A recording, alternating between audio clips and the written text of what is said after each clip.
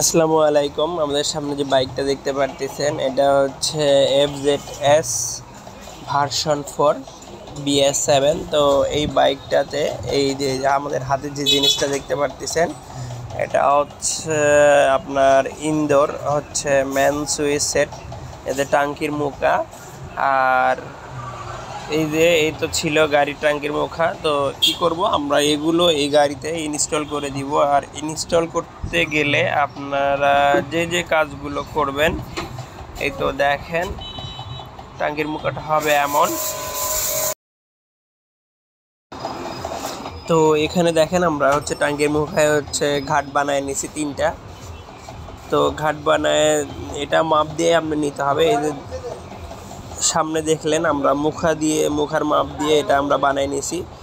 আর এটা হচ্ছে lock set. তো লক সেটটা আমরা কি করব, এটা হচ্ছে পুরাতনগুলো মানে গাড়ির সাতকার মানে স্টক। আর এই যে দেখেন এখানে আমরা ক্লাম্প বানিয়ে নিয়েছি। তো এই তো আমরা ক্লাম্প বানিয়ে নিয়েছি।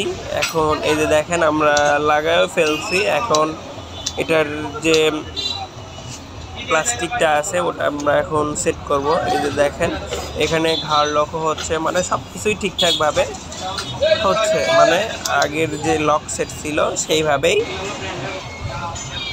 এটা আমরা কি করে দিছি, সেট করে দিছি।